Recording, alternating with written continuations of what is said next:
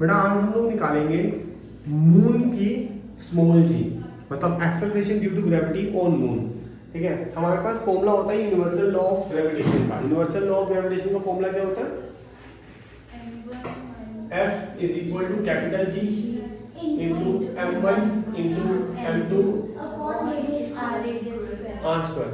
ये फोर्स निकालने का फॉर्मूला था दो ऑब्जेक्ट्स के बीच में। ठीक है, लेकिन हमें फोर्स निकालना ही नहीं, हमें क्या निकालना है? स्मॉल जी।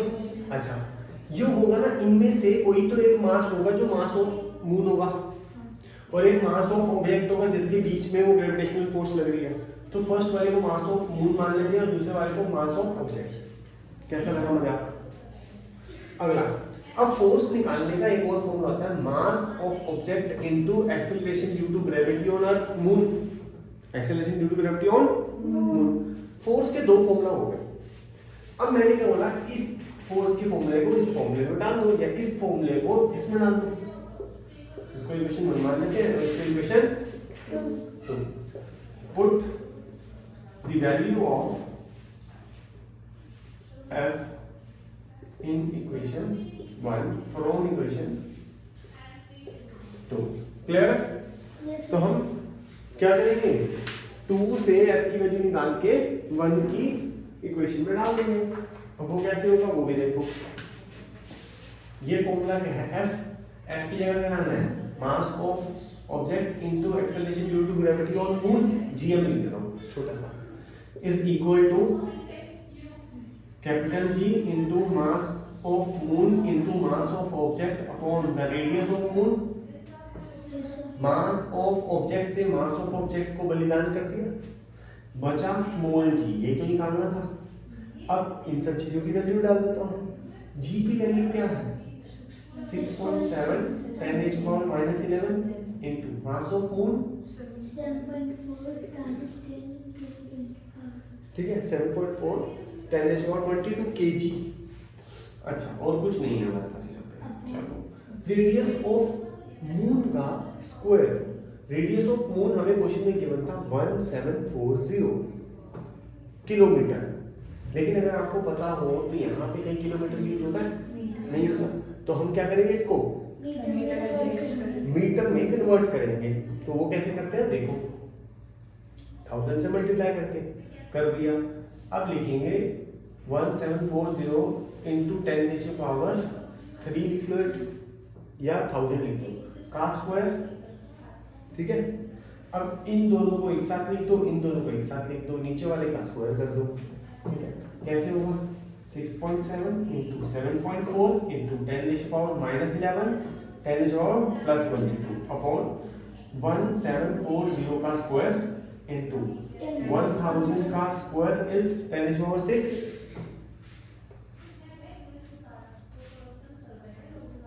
6 होगी। ये यहाँ प्लस में ऊपर जाके क्या हो जाएंगी? माइनस में। अब इन दोनों को मल्टीप्लाई कर लो और इसका स्क्वायर कर लो फटाफट से। ठीक है, देखो 6.7 7.4।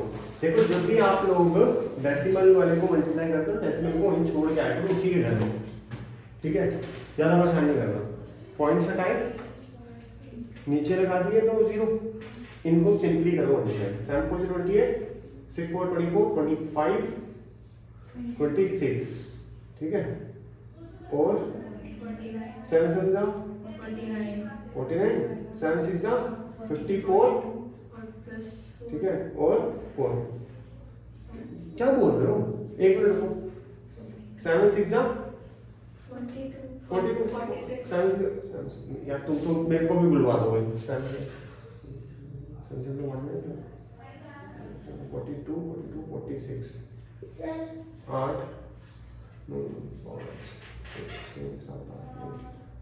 4958 आ रहा है। ठीक है, मैंने क्या करना है इसके? अच्छा, यहाँ लिखेंगे 4958 इंटू 10⁻⁻11 10⁻+22 10⁻⁻6। यहाँ है -6, ये दो जीरो नीचे रहने देंगे। 1740 का स्क्वायर इंटू 100। 1740 का भी स्क्वायर कर लेंगे। करो सर 302760। फिर से बोलो। 302760। पक्का है इसका 1740 का? किसी को नहीं पता? अच्छा कोई बात नहीं। अब यहाँ जाते हैं इसको, क्या आ रहा है 4958 डिवाइडेड बाई 302700 इंटू 00 इंटू 10 और अब इसको कैलकुलेट करते हैं। यहाँ प्लस में था, Yes, sir.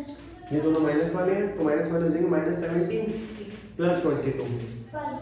22 माइनस 17 कितना हो गया 10 और 5 राइट। ऊपर आ गया 10 और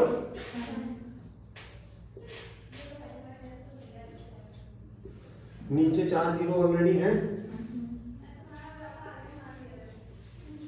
4 है ना, एक बची तो अब क्या आएगा 4958 अपॉन 30276।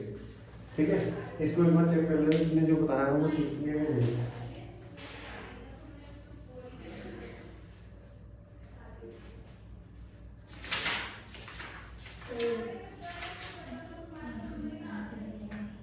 और ठीक है,